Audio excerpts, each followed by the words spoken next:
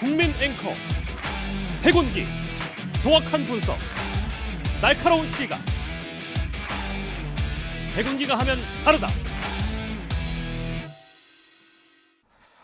여러분 안녕하십니까? 백운기입니다. 또 천공입니다. 나라의 중대한 일 또는 변화가 생길 때마다 어김없이 등장하는 이 천공이라는 인물을 어떻게 해석해야 할까요? 정말 아무 관련이 없다면 천공은 세상 모든 일을 꿰뚫고 내다보는 능력을 가졌다는 얘기가 될 텐데 이게 가능한가요? 상식에 맞습니까? 어제 국민의힘이 김포를 서울에 편입하기로 했다는 이슈를 다룰 때 많은 분들이 댓글로 천공하고 올리시길래 설마 했는데 영상을 보고 정말 깜짝 놀랐습니다. 기겁했습니다. 우연의 일치? 이제는 진짜 제대로 따져봐야 되겠다는 생각이 듭니다. 저만 그렇습니까? 생방송 백운기의 정치본색 출발합니다.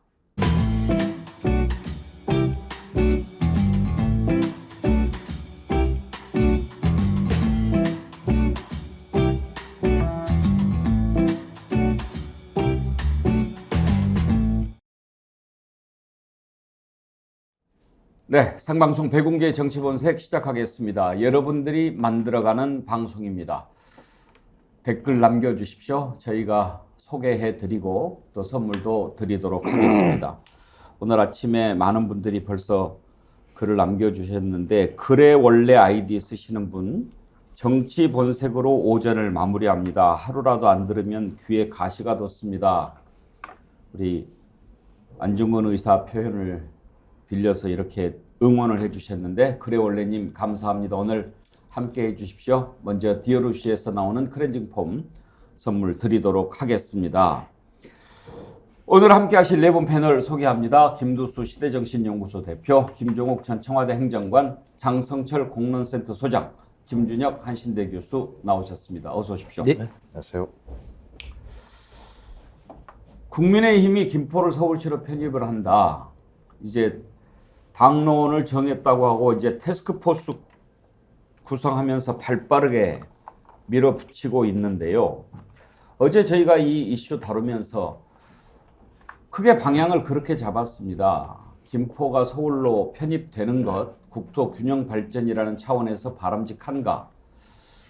여러 가지 찬반 의견이 있을 수는 있습니다만 그것보다 더 중요한 것은 이렇게 중요한 문제를 갑자기 불쑥 꺼내들고 나오는 것, 이런 졸속이 항상 나라를 위험하게 하지 않았느냐, 그 부분을 좀 생각을 해봤더랬습니다.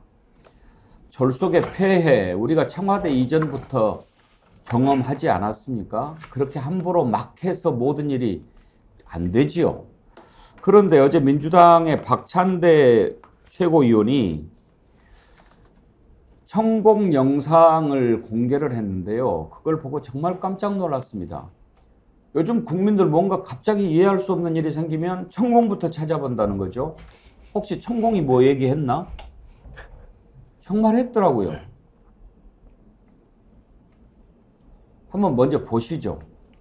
들어서 논리적으로 상식적으로 이해하기 어려운 정책 결정마다 매번 등장하는 인물이 있습니다. 모두들 예상하시는 바로 그 사람입니다. 이번에도 천공이 무슨 말을 했을까 설마 하는 마음으로 찾아봤더니 놀랍게도 역시나 천공이 등장합니다. 지금 수도 서울이요. 수도 서울이 경기도하고 서울하고는 하나예요. 두 개가 아니라니까.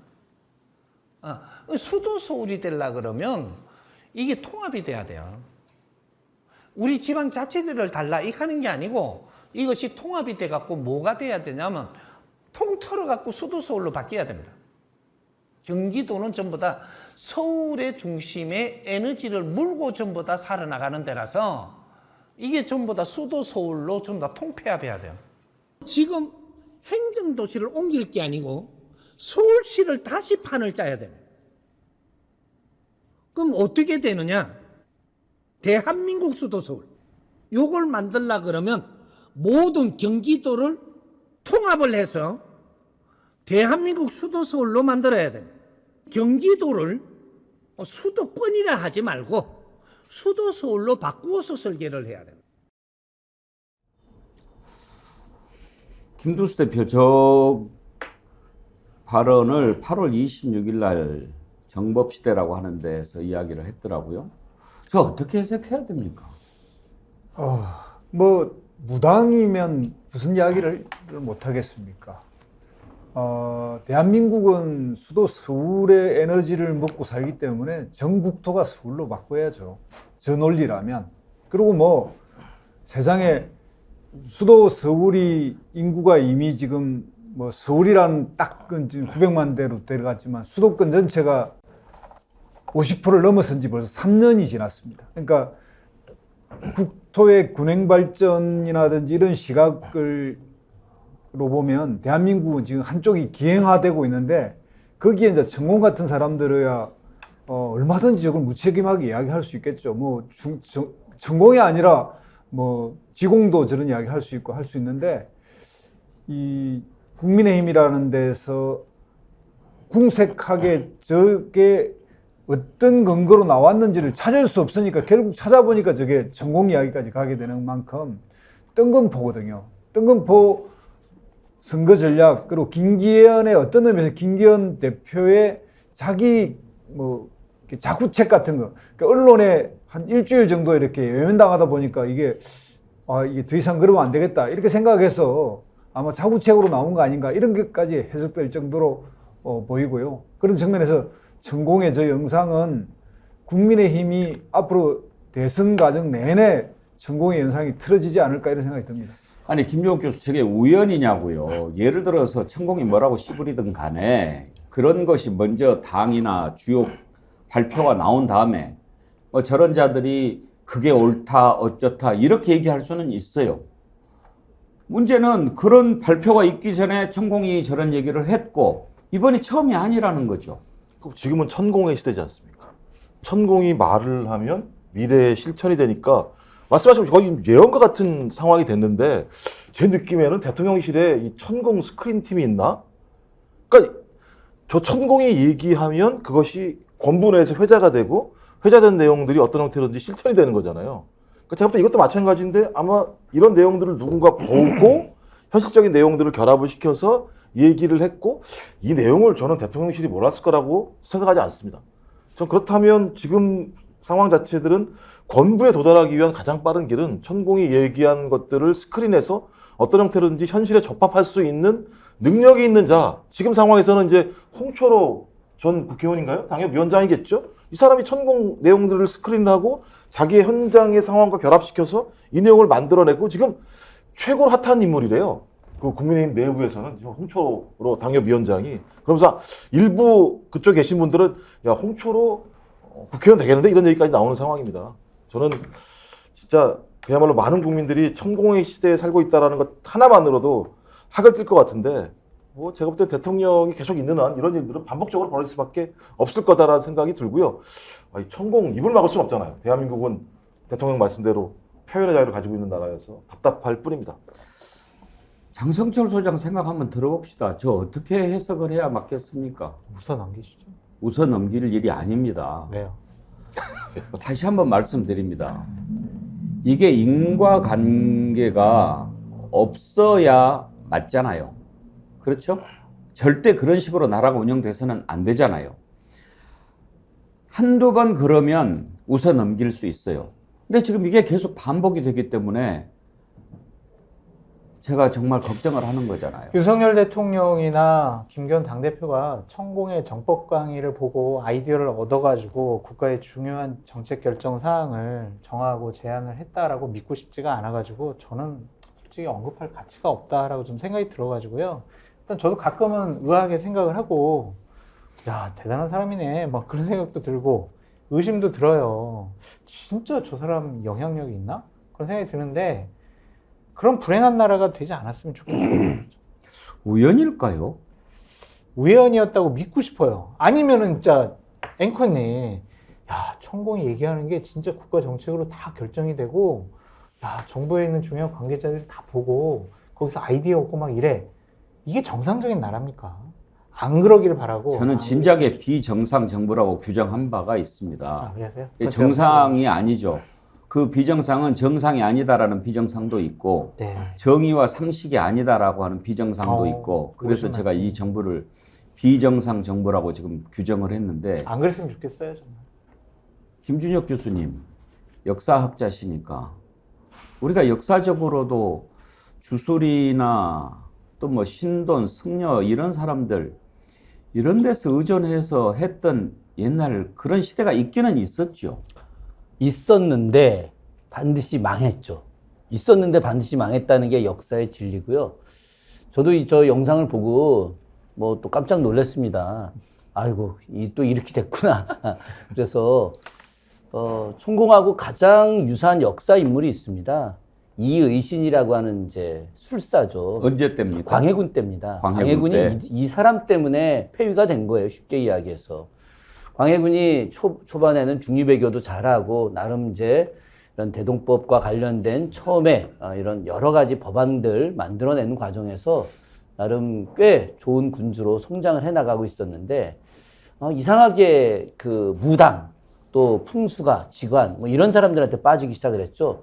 그 중에 최측근 중에 한 명이 이의신인데 이의신하고 이 도읍 옮기는 것까지 이야기를 합니다. 본인이 창덕궁에 살기 싫으니까 조선왕조실록 보게 되면 이의신한테 몰래 불러갖고 나 여기서 살기 싫다 어디 딴 데 가면 좋겠다 하니까 그건 신하들하고 공론화돼야 될 내용들 아닙니까? 그런데 풍수한테 이야기하니까 또 비유 맞추느냐고 전하 여기 반드시 옮겨셔야 됩니다.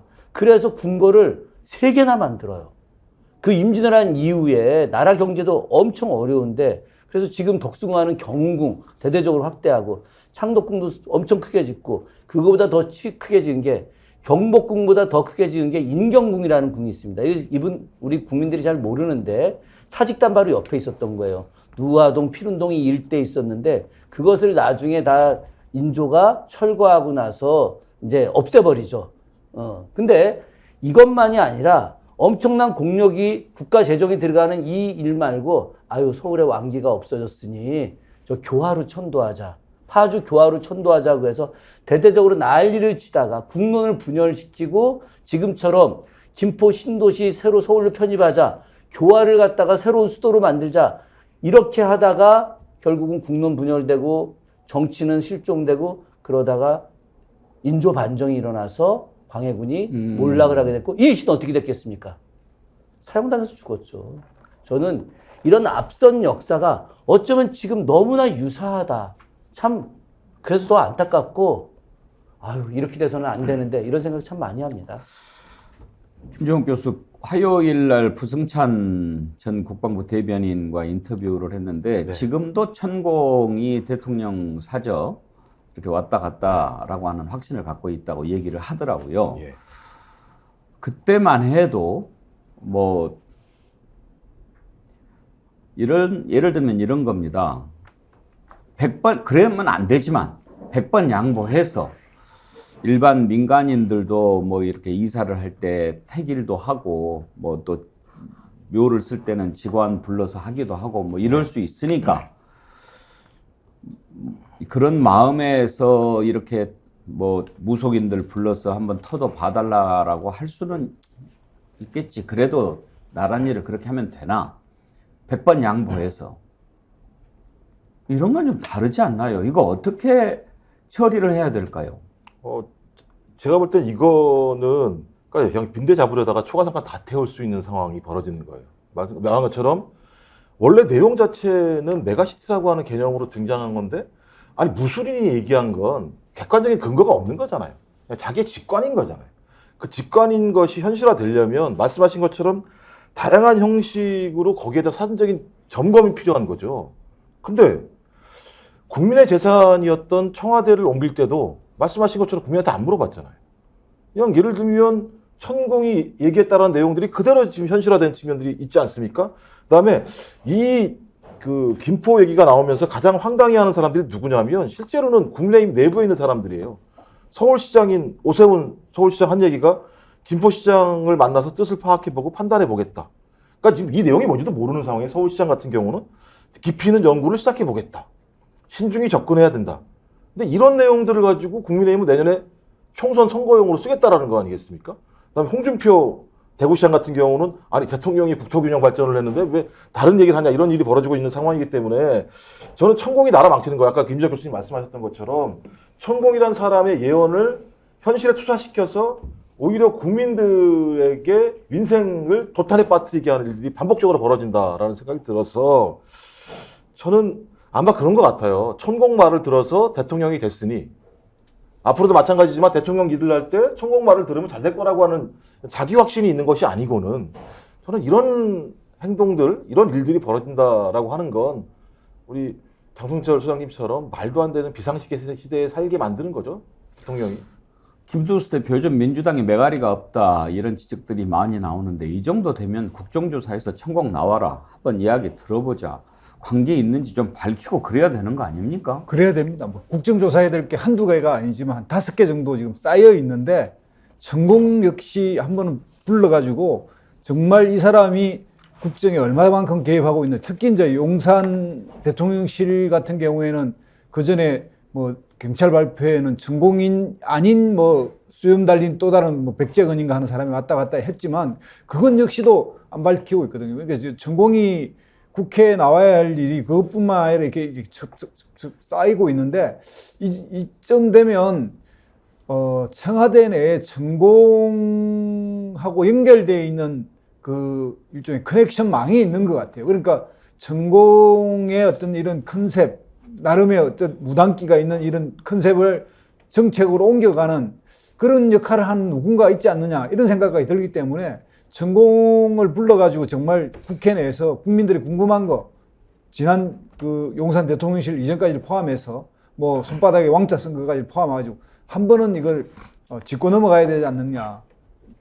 민주당이 이런 부분에서는 진짜 과감하게 좀 여야 합의 뭐 국회 존중이 아니라 국정조사권의 여야 합의 없이 발동하는 것도 필요하지 않나 이런 생각이 듭니다. 바로 그겁니다. 각자 도생님이요. 손바닥 왕자 쓰고 나올 때부터 알아봤다. 왜 자꾸 국민들이 의심합니까? 이어지니까 그러는 거죠. 후보 시절부터 손바닥에 왕자 쓰고 나와서 이건 뭐냐. 자꾸 이렇게 하면 안 되는데 걱정을 하는데 이제 자꾸 쌓이는 거죠. 어제만 해도 반응들이요. 김기현 수도권 나가라고 그러니까 수도권 험지 자갈밭을 콘크리트로 바꿔서 출마하려고 김포를 저렇게 하는 것인가 이렇게 분석하는 분도 계셨고, 그리고 뭐 민주당이 반대하면 민주당 표 떨어질 거니까 참 절묘한 카드다 이렇게 분석한 분도 있었고, 혹시 최은순이가 거기에 땅이 있나 뭐 이렇게 생각하는 분도 계셨어요. 그런데 오늘 이제 천공이 이렇게 딱 등장하면서 이거는 뭔가 또 이상하다. 국가의 중요한 문제입니다. 행정구역을 바꾸는 문제는요. 그걸 아무 공론화 과정도 없이 툭 던졌을 때 맨 처음에는 총선용인가? 이렇게만 생각했는데 총선용인 것을 떠나서 이런 식으로 나라의 운영이 이루어진다면 이건 정말 큰일 나는 문제거든요. 이거 좀 빨리 정확하게 천공이 어떤 차원에서 저런 얘기를 하는 것인지, 천공 발언을 반영하고 수렴하고 이런 통로가 혹시 있는지, 커넥션은 있는지 이거 밝혀야 한다고 생각합니다. 그렇지 않으면 나라 망합니다. 나라가 점쟁이들한테 운영될 수는 없는 겁니다. 지금 이 대한민국이. 제가 잠깐만 첨언을 하면요. 한동수 전 법무부 감찰부장이 법정에서 진술한 내용들이 있는데 그런 거예요. 2020년 3월 19일 날 윤석열 당시 총장이 회식 자리에서 무속인에 대한 얘기도 장시간 했다. 그 다음에 그 자리에서 이공로 현 법무부 차관이 건배사를 해요. 대권을 이루게 해달라는 건배사를 했다는 얘기가 법정에서 진술한 내용이에요. 그러면 그 당시 총장이었던 윤석열 대통령은 무속인에 대한 얘기를 계속했고, 그것이 끝나고 난 다음에 이공로 현 법무부 차관은 대권을 이루게 해달라는 건배사를 했다라고 얘기하는 게, 이게 무슨 다른 그냥 흘러가는 얘기가 아니라 법정의 진술 내용이라고 하면 위증이면 걸리는 거잖아요. 저는 진짜 이상한 나라에 살고 있다라는 생각이 이런 증언으로 이제 나오는 거예요. 구체적으로 무슨 뭐 흘러가는 얘기가 아니라. 그래서 말씀하신 진짜 천공을 한번 좀 불러서 꼭 어떤 커넥이 있는 건지 확인하지 않으면 앞으로도 이런 일이 반복적으로 벌어질 수밖에 없지 않겠습니까? 추가로 더 말씀드리자면은 최근에 카카오 모빌리티, 카카오뱅크에 대해서 어제도 윤석열 대통령이 뭐 이따가 또 예. 나오겠지만 윤석열 대통령이 분명히 너무 독점이 심하다 이런 이야기 했지 않습니까? 반드시 손봐야 된다고 그랬죠. 이 이야기도 천공이 했어요. 카카오 이야기도. 그래서 그 정법 시대에 또 질문했을 때 카카오의 이 택시에 대해서 어떻게 이야기하시느냐 그랬더니 카카오 택시 독점이 너무 심하다. 이거 손봐야 된다. 저는 이것도 얼마 전에 천공이 한 이야기 정법 시대 영상에 올라와 있거든요. 카카오에 대한 이야기 하나 더 하겠습니다. 지금 언론에 의하면 지금 카카오 압수수색하고 지금 그 주가 조작으로 하고 있는데 이게 김건희 여사의 경력 이력 중에서 개임산업협회 무슨 이사라고 쓴 것에 대해서 김범수 의장이 전면 부인을 했거든요. 그것에 대한 본인이 그리고 결국 그거에 결정타를 맞아가지고 이제 대국민 사과 성명을 하게 됐는데 그때부터 쌓인 언안에 의해서 반드시 손봐줘야 될 곳으로 찍었다. 그래서 김건희 여사하고 이 카카오 현재 주가 조작 수사하고 관련이 있다라고 하는 기사가 있어요. 그 얘기 듣고 보니까 조금 이해가 좀 됩니다. 왜냐하면 이복현 금감위원장이 검사 출신이기도 하지만 지금까지 그렇게 특사경이라고 그러나요? 그런 식으로까지는 안 했거든요. 막 포토라인에 세우고 공개적으로 망신도 주고 막 구속영장도 청구한다고 하고 이렇게까지 한 전례가 없어서 조금 뭔가가 있나 했는데 그 말씀 듣고 보니까 그럴 법도 하네요.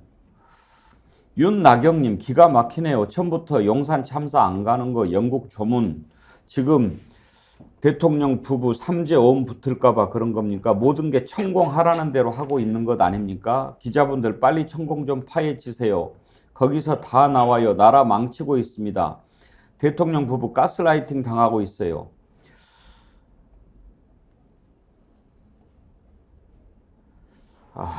정말 걱정되는데요. 자, 이제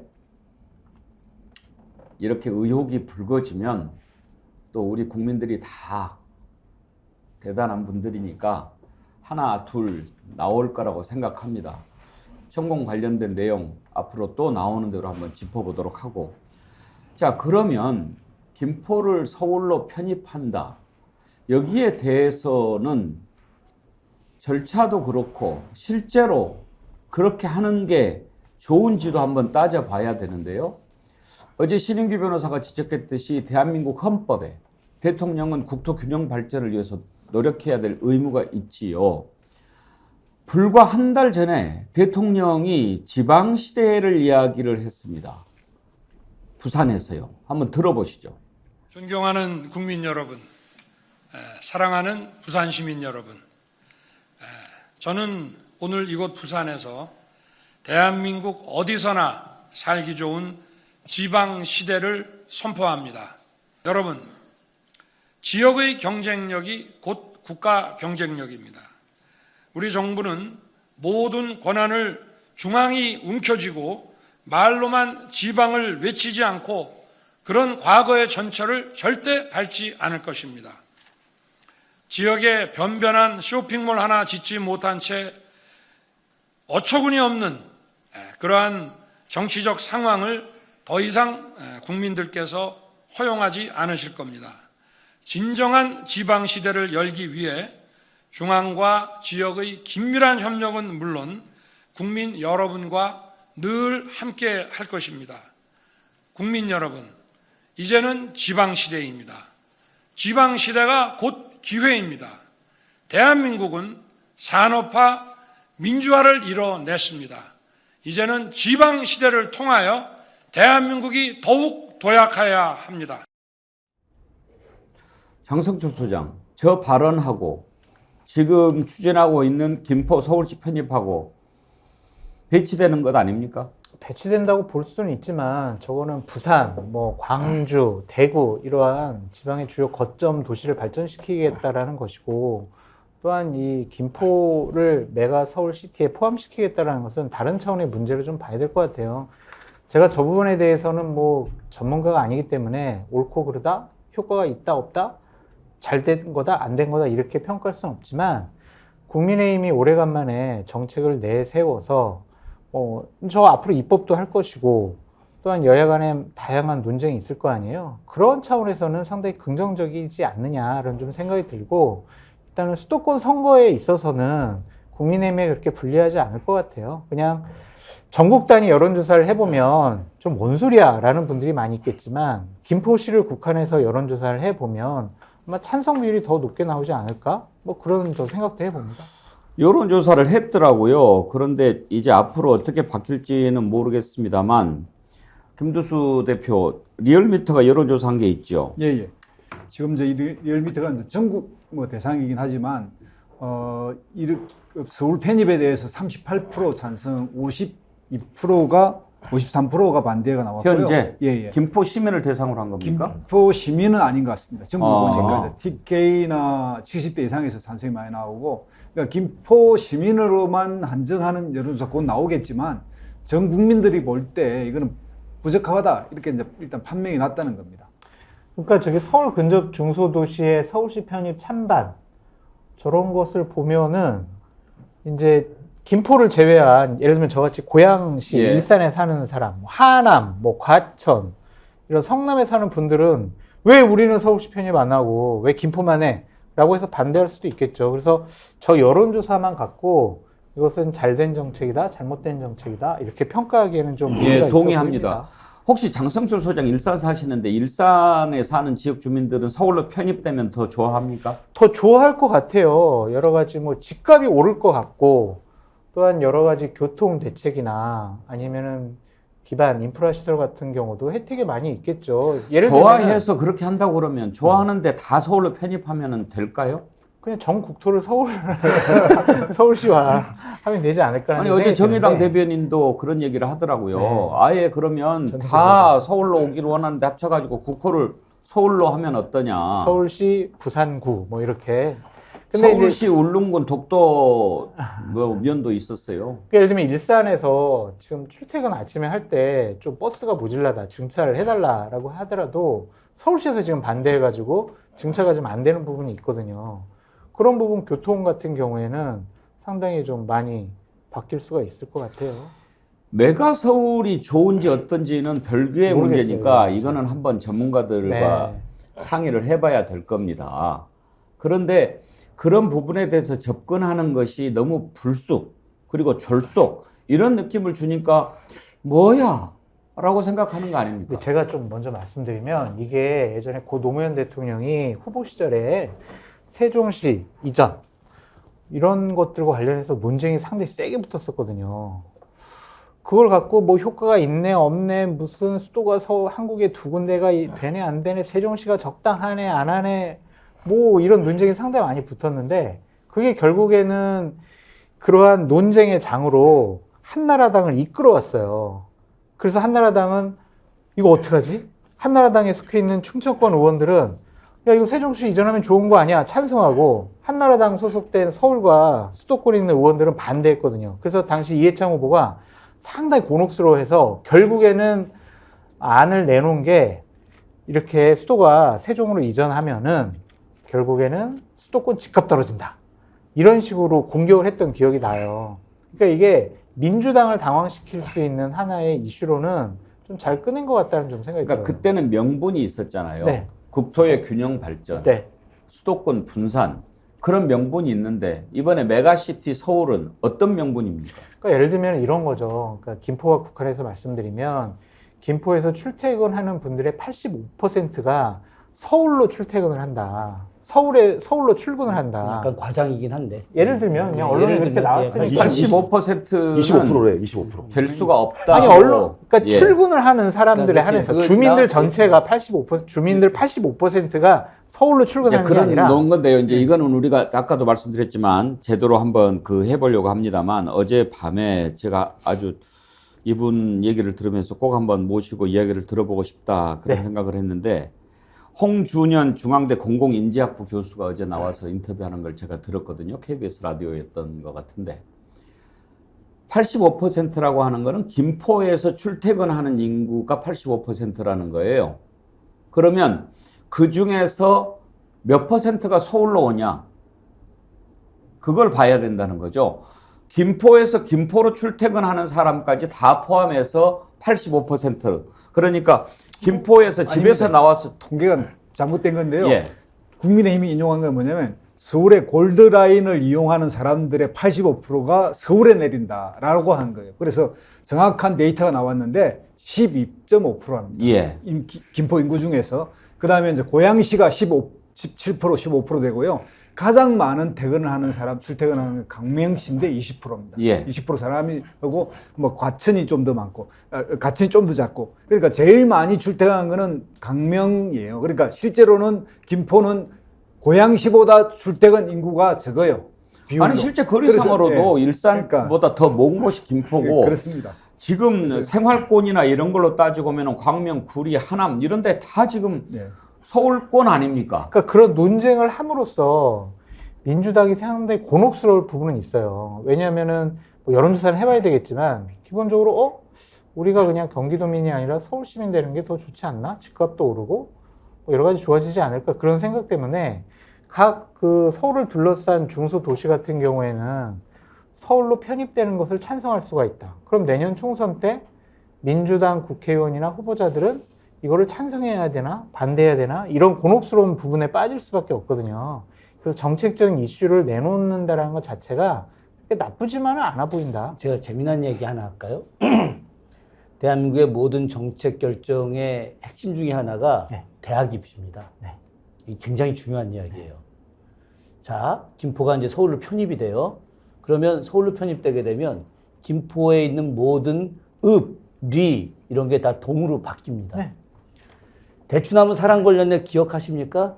그 김포죠. 김포 양촌리 고촌읍 여기에요. 전원일기도 그렇죠. 예. 그런데 이게 만약에 동으로 편입이 되게 되면 대입 수능에서 농어촌 특별 전형 지원 제도가 없어집니다. 그렇죠. 그러면 이쪽 지역에 있는 학부모들이 야, 우리 서울시 편입되는 거 반대야. 우리 애들 농어촌 전형으로다가 대학 입학에 조금 더 나은 제도를 특혜를 받게 되는데 이거 결사 반대. 어떤 사례가 있었냐면요. 현재 화성시청 있는 데가 남양읍입니다. 엄청나게 아파트가 많았고 남양동이 됐는데 그렇게 되면 농어촌 특별 전형이 사라져가지고 남양동민들이 대거 막 데모를 해가지고 행안부에서 다시 또 읍으로 바꿔버렸어요.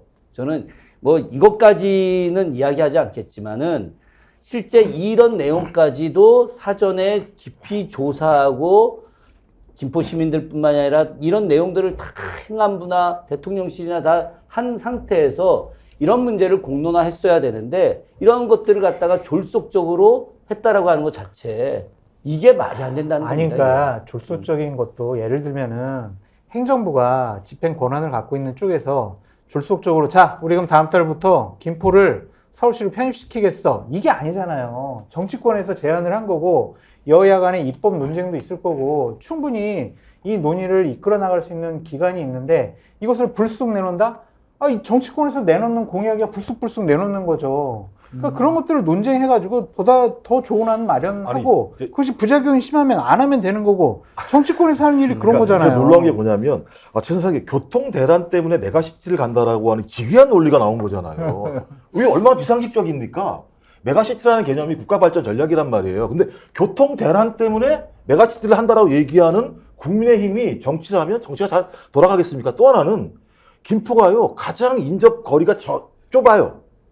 서울과 그러니까 가장 기괴한 논리죠. 가장 좁게 인접해 있는 데를 갖다가 서울과 편입하겠다는 논리예요. 그러니까 논리 자체가 제가 볼 때는 정치적이라는 거예요. 무슨 뭐 메가시티라는 진짜 거대한 어떤 대한민국의 어떤 브랜드 발전 전략을 만들려고 하는 게 아니라 그냥 내년 4월까지만 쓰려고 내놨다고 볼 수밖에 없기 때문에 이걸 어떻게 이걸 뭐 논쟁을 합니까? 그러면 장성철 소장 제가 궁금해서 하나 물어봅시다. 그럼 왜 김포입니까?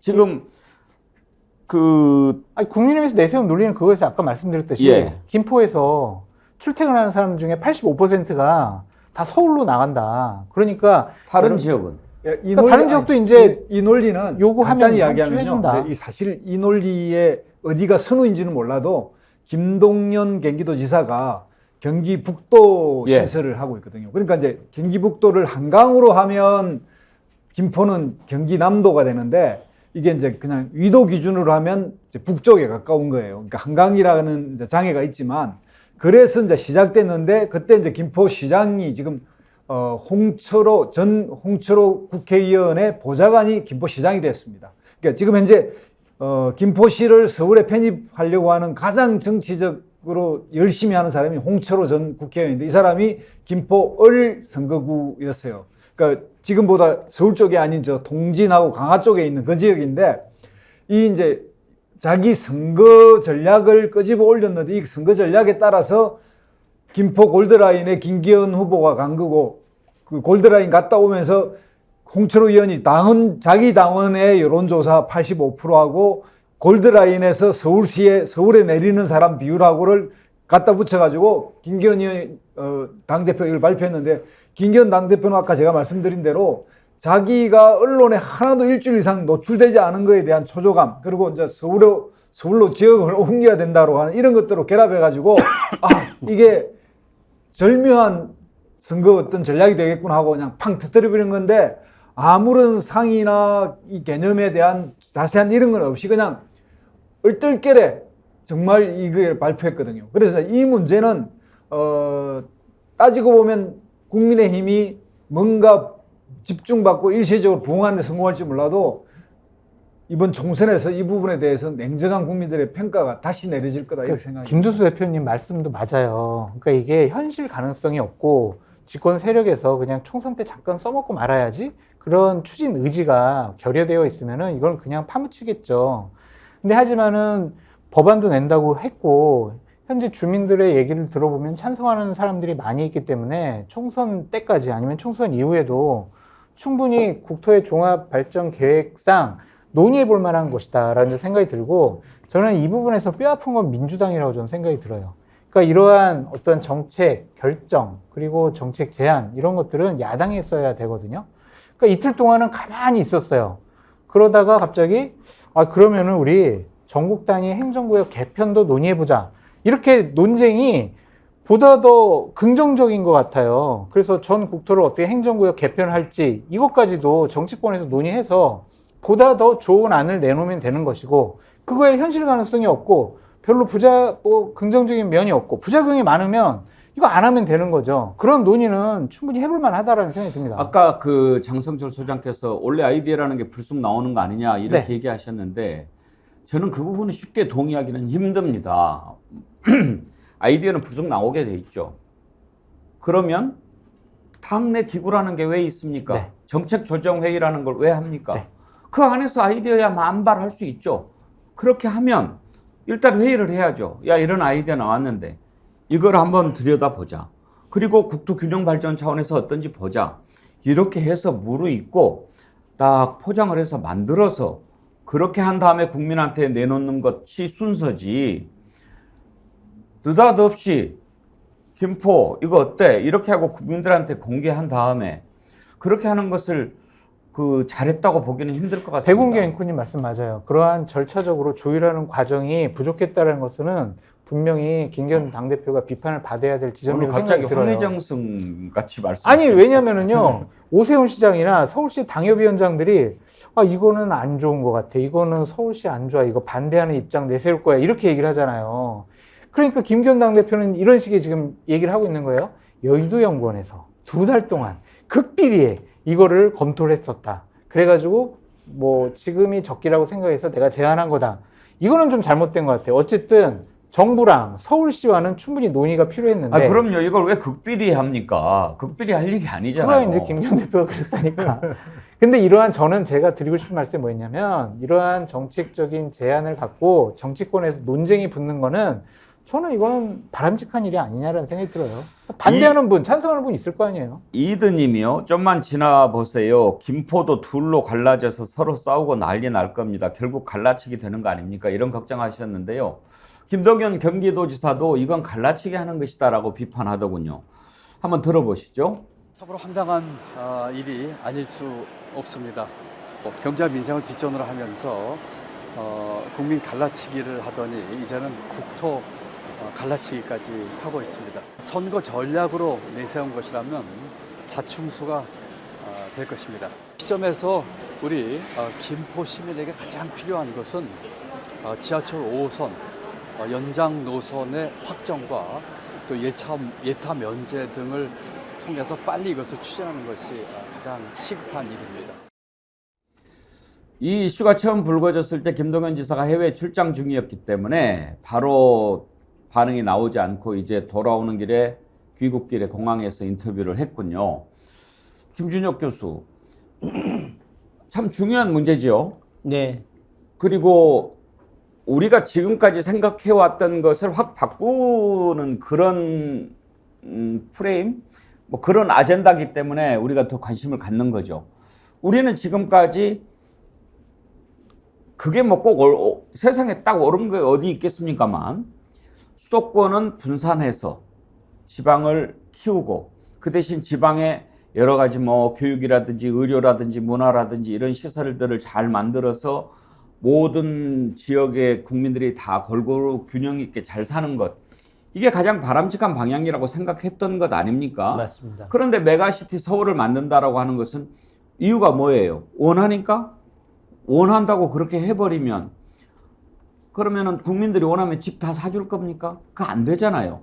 그러니까 지금까지 우리가 생각해왔던 것을 싹 바꾸는데 이런 식으로 접근하는 게 맞냐 하는 것에 문제 포인트가 있는 거고, 지금 우리가 더 놀란 것은 이런 얘기를 천공이 먼저 꺼냈다라고 하는 데서 우리가 놀라는 거 아닙니까? 기본적으로 이 메가시티 개념은 세계적인 추세인 건 맞습니다.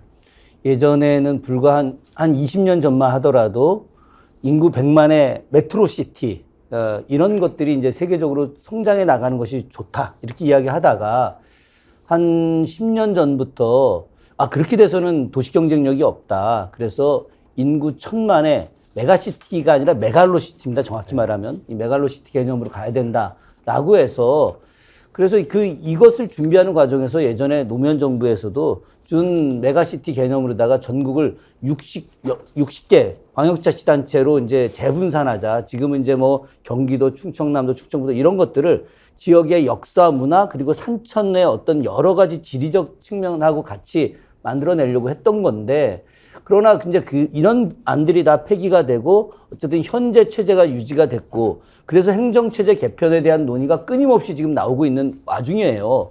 그런 개념에서 메가시티라고 하는 이 논도 어쨌든 중요한 합리적 토론의 장은 맞습니다.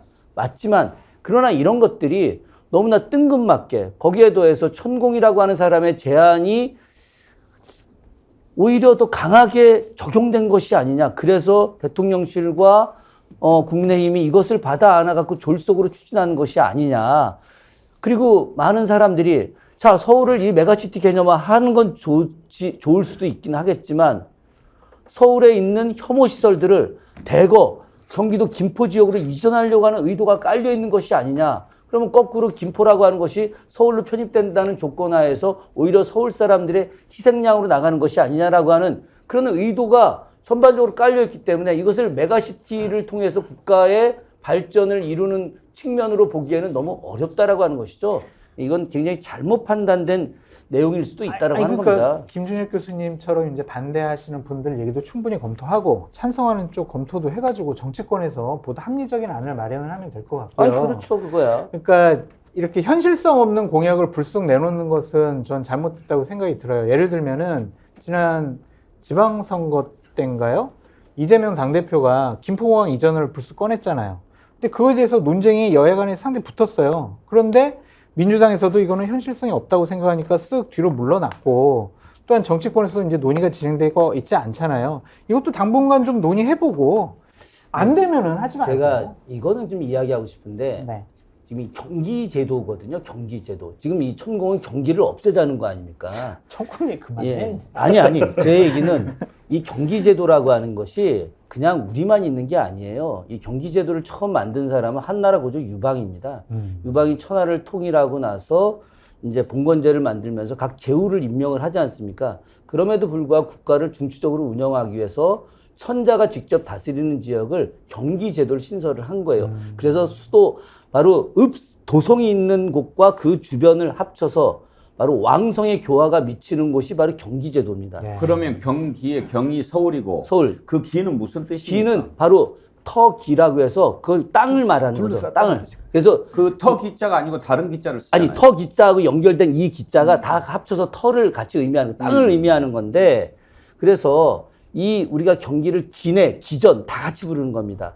이것은 우리나라에도 918년 고려 현종 때 처음 경기제도를 두면서 이 국가 전체를 갖다 운영하는 가장 근간으로 둔 거예요. 그러니까 서울은 서울이고 그 주변 도성을 백리 내부를 갖다가 장악이 잡음으로써 국가를 중추적으로 발전시키는 거죠. 그러니까 경기제도라고 하는 것은 국가 운영에 있어서 굉장히 중요한 거예요. 이 경기제도를 갖다가 아예 없애버리는 것들. 그러니까 경만 존재하고 기가 존재하지 않는 이 시스템으로 간다라고 하는 것은 사실은 국가의 존립 자체를 갖다 포기하는 거하고 굉장히 유사한 겁니다. 말씀을 듣고 보니까 더 신중하고 차분하게 다뤄야 될 문제인 것 같다 그런 생각이 드는데요. 그러시면 되죠.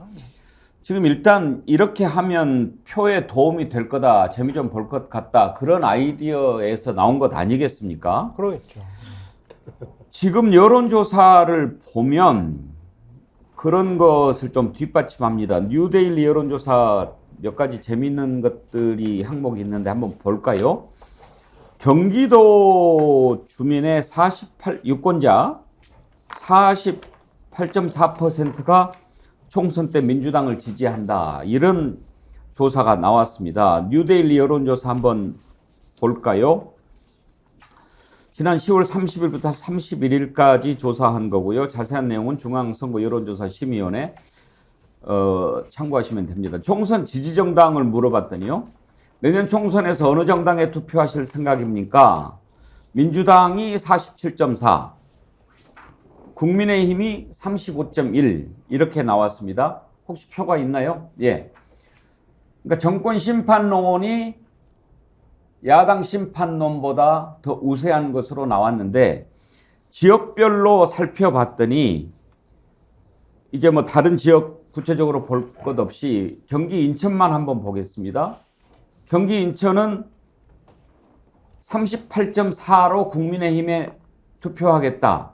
그리고 민주당에 투표하겠다는 비율이 48.4로 나타났습니다. 그러니까 전체 47.4보다 더 높게 나타난 거죠.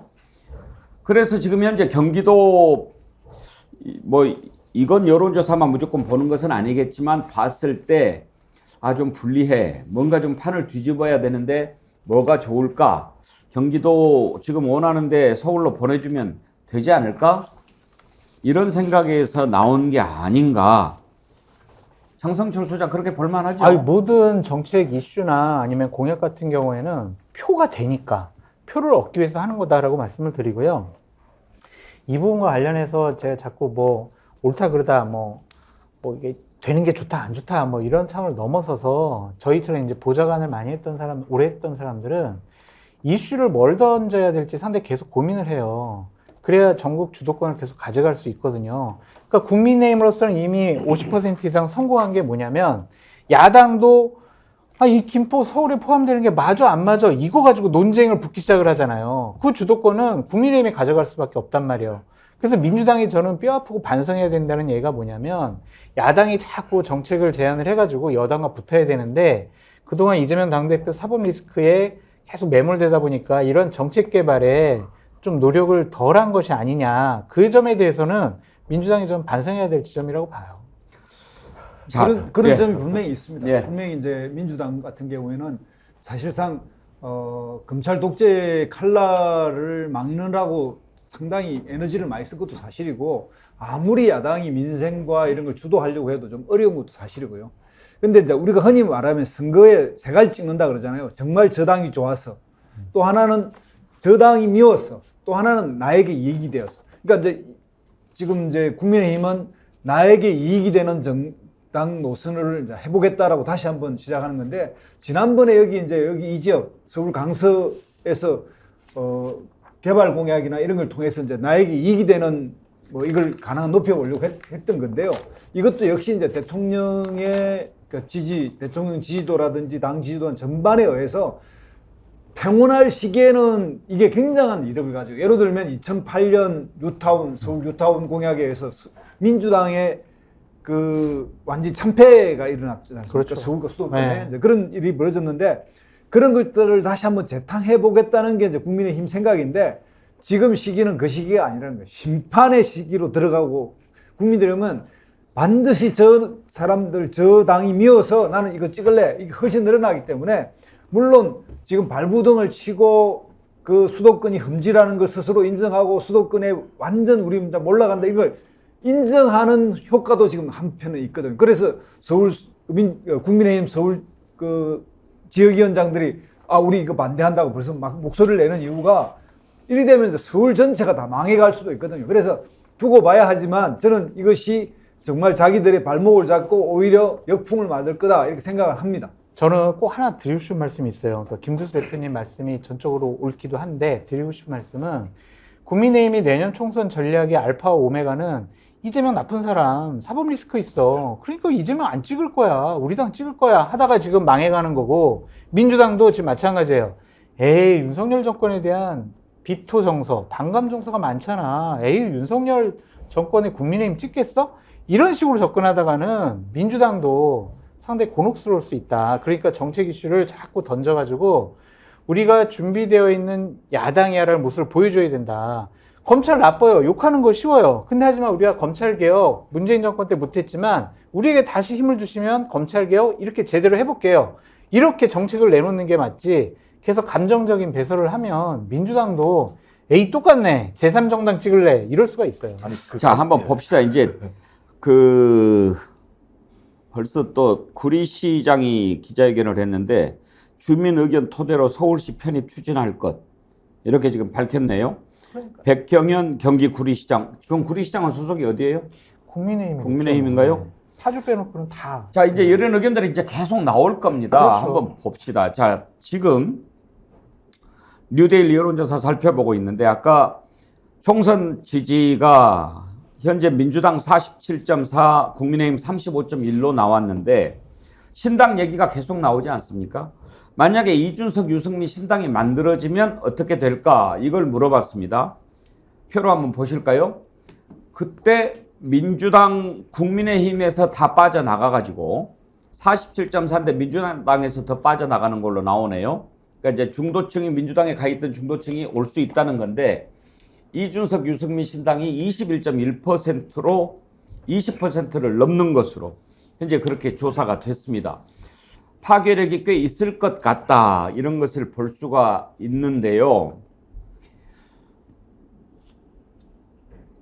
어디 김종욱 교수 의견 들어볼까요? 이준석 신당이 만약에 만들어지면 저 정도 파괴력을 가질 수 있을까요? 제 생각에는 준연동형 비례대표제니까 비례와 관련해서는 전 나름대로 양대 기득권 정당에 대한 심판을 할 거라고 생각이 들어서 그 부분은 많이 가져가겠습니다만, 지금 계속 예를 들면 이준석 신당이 나타나면서 저희가 지금 착시하는 게 뭐냐면, 많은 국민들이 지금 심판하고 싶은 건 현 정부예요. 누가 뭐라고 얘기하더라도. 그럼 현 정부에 대해서는 지역구 선거에서 저는 심판할 거라 생각이 들기 때문에, 지역구에 대해서는 현 정부에 대한 심판을, 준연동형 비례니까 비례대표제에 관련해서는 지금 양 기득권 정당에 대한 비판을 이게 진행할 거라고 생각이 들고, 저게 대선이 아닌 상황이기 때문에 지금의 이 여론조사 내용들을 보게 되면 지역구, 특히 수도권이 과반 정도의 지역구 수를 가지고 있기 때문에 저는 민주당이 지역구에서 상당히 많은 숫자들로 당선이 될 거라는 생각이 들어요. 그래서 이제 핵심은 이렇게 나온다고 하더라도 제일 중요한 건 이준석 신당의 핵심적인 기조가 뭐겠습니까? 반윤 아니겠어요? 누가 뭐라고 하더라도. 그러니까 진보 보수를 넘어서 윤석열 정부는 안 되라고 하니까, 내년 선거에서 이대로 간다면 완벽하게 윤석열 정부를 포위하는 정당의 연합 구조가 만들어지게 되는 상황이에요. 전 그렇다면 이 구도 자체들은 통치력 자체를 완전히 무력화시킬 수 있다, 윤석열 정부에. 그럼 사실상 제가 볼 때는 그냥 탄핵 상황인 거예요. 탄핵이 안 되더라도 실제로는 내년 5월부터는 탄핵된 상황 자체로 국정 운영을 하지 못하게 되고, 국정의 주도권은 기본적으로 소위 이 반윤 연대가 되는 정당 구조가 만들어가는 상황이기 때문에, 저는 이준석 신당의 돌풍보다 더 중요한 거는 현 대통령과 현 집권 세력이 내부에서 혁신하지 않으면 제가 볼 때는 골로 간다는 거죠. 저 모든 지표들 자체가 보여주는 건. 장성철 소장은 파괴력 어떻게 예상하십니까? 김종욱 교수님 분석에 100% 동의를 해요. 아. 지역에서는 그렇게 당선될 만큼 득표를 얻기는 힘들 것 같고요. 어쨌든 비례대표로 정당 투표를 통해서 그렇게 뭐 저렇게 좀 상식적이고 합리적이고 대한민국 정치 미래를 담당할 만한 가능성 있는 사람들이 배지를 달았으면 좋겠네 라고 생각하는 분들도 다수가 있을 것 같아요. 그래서 만약 저런 신당이 만들어지면 비례대표 의석으로 한 2자리 숫자는 얻지 않을까 그런 좀 생각이 듭니다. 저는 좀 추가하고 싶은데 수도권 서울에서 만약에 이제 국민의힘이 있고 국민의힘과 다른 또 이준석 신당이 있고 민주당이 있으면 이 3파가 팽팽할 건데요. 부분 이준석 신당이 승리를 거둘 것도 있다 이렇게 생각이 들고요. 이준석 신당이 가장 의미를 가진 것은 대구 경북과 불경 TK, PK에서 다수당이 되느냐 여부일 거라고 봅니다. 그러니까 국민의힘과 이준석 신당이 지금 이준석 신당의 전략은 TK, PK에서 정면 승부를 걸어서 우리가 보수 본류다라는 것을 만들어 보고 싶어 하는 것 같고 그게 표현되는 게 소위 말하면 그 거대 집권 가능한 거대 정당으로 우리는 쓰고 싶지 뭐 비례대표 뭐 당으로 이렇게 하는 게 아니다. 전술적 당이 아니라 우리는 전략적 당이다 이렇게 이야기하는 게 바로 그런 건데 그래서 수도권은 약간의 어떤 지금 현재까지는 어떻게 좀 뭐랄까 기대한 만큼 국민의힘을 압도할 수 없는 문제가 좀 생길지는 몰라도 대구 경북이라든지 이런 데서 정면 승부를 걸면 거기에서 어느 정도 반분할 수 있다면 그 영향력이 막 바람이 불면 수도권도 가능한 그러니까 제2의 안철수 국민의당과 같은 형식이 가능할 수도 있다 저는 그런 생각도 합니다. 그러니까 그러려면은 아마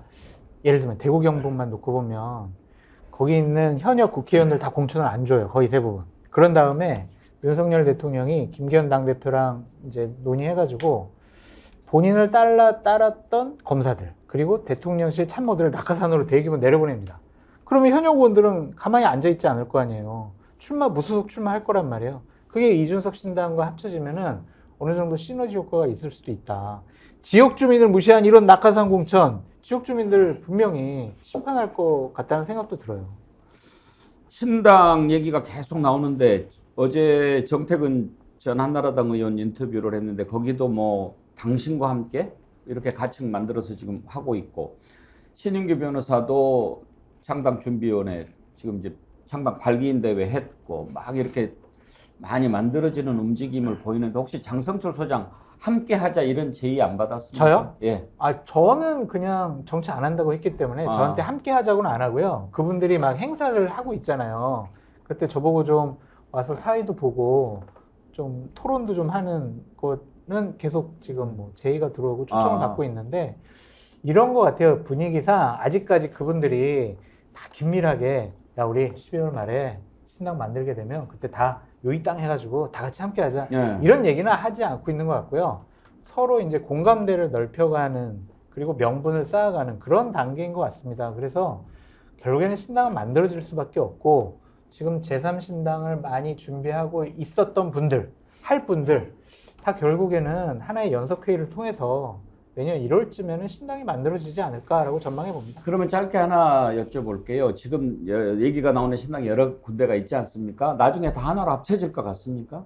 그렇게 될 가능성이 높은 것 같아요. 그래서 예를 들면 이제 박원석 의원 같은 경우에도 제가 아니 이현주, 이준석과 정치를 같이 안 해봤지만 결국에는 상식적이고 합리적인 사람들 그리고 비윤, 반윤 그렇지만 민주당에 갈 수 없는 분들이 분명히 활동 공간이 있다. 그러니까 같이 모여라.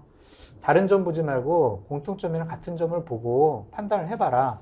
그거에 대해서는 그렇게 반박을 안 하더라고요. 그래서 금태섭이라든지 외곽에서 많이 준비하고 있는 분들 함께할 가능성이 높습니다. 신당 논의가 나오는 지금 시점에서 가장 주목받는 인물은 역시 이준석 전 대표지요.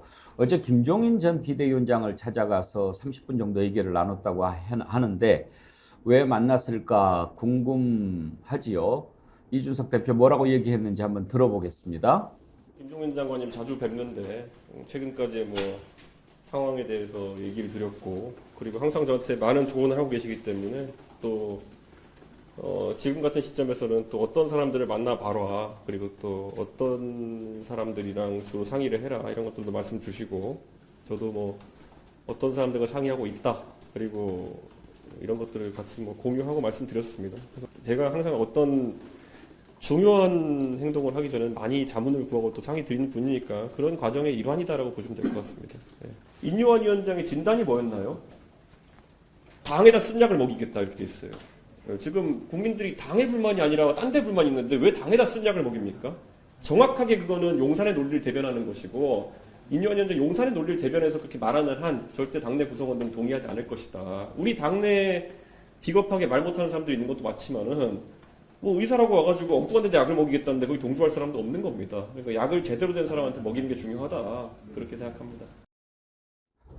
오늘 뭐 징계 취소 결의를 했다고 하죠. 이준석, 김철근, 홍준표, 김재원 네 사람에 대해서.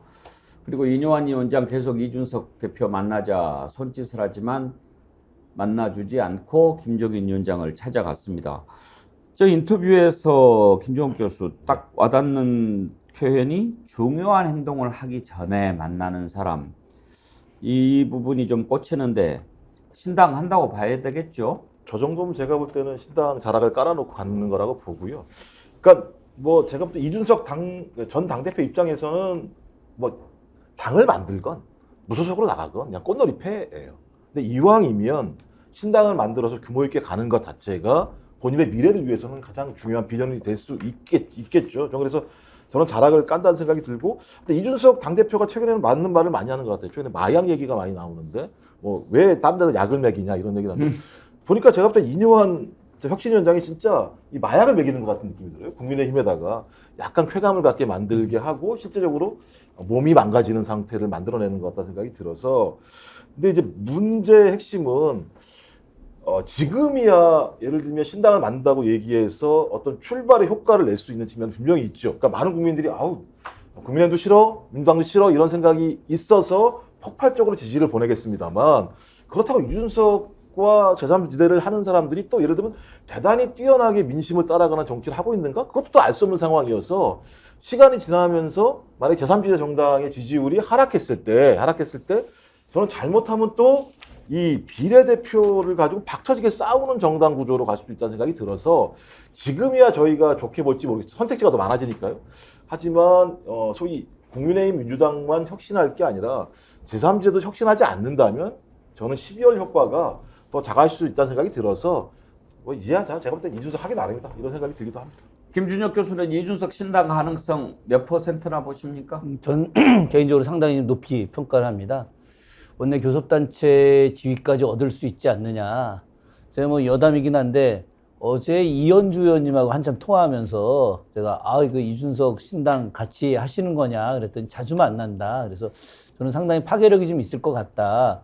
저는 아까 그 장성철 소장님 말씀하셨던 영남 지역에 지금 이제 영남 삼선들을 뭐 다 수도권 험지로 가라 뭐 이런 이야기 하고 있는데 저는 뭐 100% 윤석열 대통령 측근 검사들로 상당히 자락이 깔려질 거다. 그럼 거기에 반발돼서 이준석 신당을 지지하는 분들이 늘어나게 되면 그럼 그 지역에서 얻는 의석수 그리고 그것이 시너지 효과가 돼서 비례 의석수 합치게 되면 저는 20석 정도 원내 교섭단체 지위를 충분히 얻을 수 있다. 그래서 이 부분이 민주당 그리고 국민의힘 전체적으로 이렇게 두 정당한테 상당히 큰 피해를 줄 수 있는 그런데 어찌 보면은 합리적 보수 정당이 나오게 된다면은 또 민생을 추진하는 그런 또 정당이 된다면은 국가 전체를 봐서는 합리적 방향으로 나갈 수 있는 오히려 좋은 정책을 논의하고 그 속에서 국가 발전을 추진하는 아까 보니까 발전 전략연구소 연구소 이름이 대한발전전략연구소더라고요. 대안을 발전시킬 수 있는 전략을 함께 논의하면 뭐 그거 좋은 거 아니겠습니까? 예. 자, 끝으로 짧게 하나 따져보겠습니다. 윤석열 대통령 글쎄 이걸 달라졌다고 해야 될까요? 아무튼 좀 나와서 만나기는 만납니다. 좀 사람 좀 만나서 얘기도 듣고 그러라고 하는데 어제는 마포에 있는 한 카페에서 비상경제민생회의 이걸 열어가지고 참석자들과 얘기를 나눴습니다.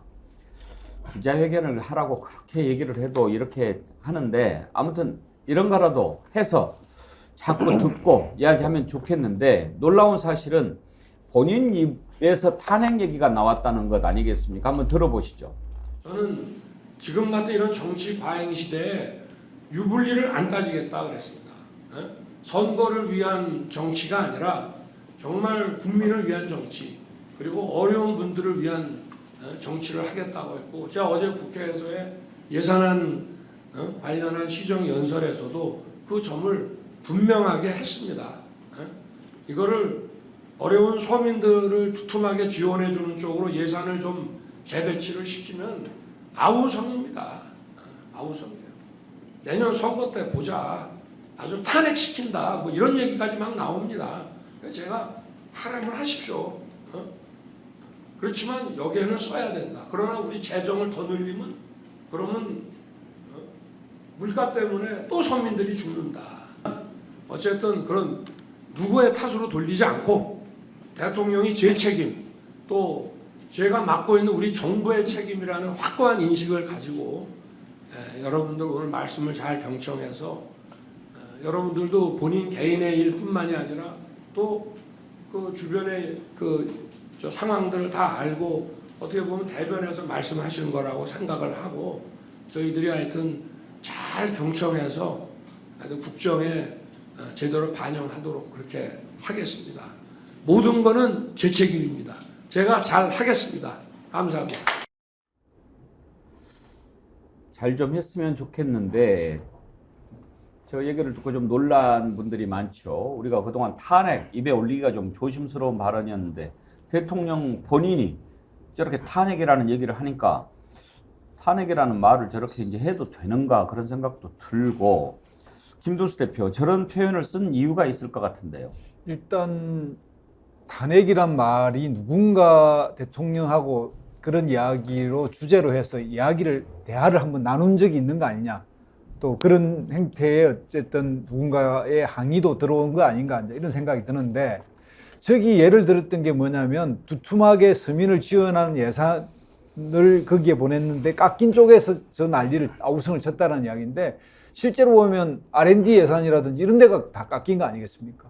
그리고 오히려 진짜 서민들을 이해한다고 하는 이런 복지 예산이나 뭐 장애인, 사회적 약자 이런 예산을 오히려 더 깎였는데, 본인이 저걸 정확하게 알고 하는 이야기인지 그냥 또 관료들이 써준 이야기에 자기께 적나가도 생각해서 거기에 이제 마취돼서 하는 이야기인지 모르겠습니다. 그 이야기를 하면서 만약에 이런 예산을 가지고 편성하면 내년 총선에 이렇게 해서 탄핵될 거다 이제 이런 이야기를 해서 나름의 미래를 예측하는 능력은 있는 거 아닌가 하는 생각도 듭니다. 김준혁 교수는 저 발언 어떻게 들으셨나요? 화가 되게 많이 난 것 같아요, 보니까. 어디 감히 나를 탄핵해, 뭐 이런 얘기인데, 글쎄 뭐 오늘 아침부터 저 이야기가 대한민국 최고 화제가 됐는데요. 옛말에 그런 말이 있습니다. 말이 씨가 된다. 예, 저는 이것으로 제 생각을 대신 전하겠습니다. 장성철 소장 의견은요? 탄핵에만 국한해서요? 예. 아니면 저거 다 전반적으로? 다 하십시오. 저야 뭐 신문이나 어디서 봤겠죠. 그러니까 저런 얘기를 했을 텐데. 신문에 탄핵 씁니까? 아니 뭐 어떤 의원이 탄핵 얘기를 했다 뭐 그러한 얘기들이 많이 보도는 됐었잖아요. 그리고 본인이 앞으로 자기 책임 정치를 하겠다라는 강한 의지의 표현으로 유불리 따지지 않겠다, 그런 강력한 의지의 표현이라고 보여지는데, 그러니까 말은 되게 청산 뉴스처럼 잘하시지만 그 말에 약속을 지키는 게 더 중요해 보여요. 제가 꼭 지적하고 싶은 거는 어려운 서민 지갑 두둑히 하겠다. 저게 저는 양평고속도로랑 겹쳐지면은요, 자신의 처가 일가의 지갑을 두툼하게 하려고 하는 행동을 보이고 있는 거 아니냐, 저는 그렇게 느껴지거든요. 우리보다 더 나쁜 해설이에요. 아, 그래요? 네. 그래서 저는 대통령께서 직접 나 초심으로 돌아가겠다, 나는 뭐 공정, 정의, 상식 이거로 되돌아가겠다, 그렇게 얘기를 계속 하고 계시잖아요. 민생 챙기겠다. 그러면 그거부터 원한대로 되돌려 놓으시라. 오해받을 행동하지 마시라. 그래요. 그렇게 국민들 말씀드립니다. 신뢰를 얻어야죠. 아까 얘기하는데 어떤 분이 나중에 양평 서울 편입시키려고 김포 먼저 한 자락 까는 거 아니냐 이런 글도 올라와요. 그러니까 그런 오해받으면 안 좋잖아요. 예, 나라의 봄이 올까요? 아이디도 이렇게 슬프게 쓰셨는데요. 그동안은 사는 게 힘들어도 나라에 희망이 있어서 자식들에게 밝은 미래를 줄 수 있다 생각했는데 이제 점점 사라져가는 바람 앞에 촛불처럼 걱정만 태산처럼 쌓여가며 고통스러움이 느껴집니다. 이런 거 주셨는데, 아유, 힘내시고 우리 정의리 때 함께 하십시오.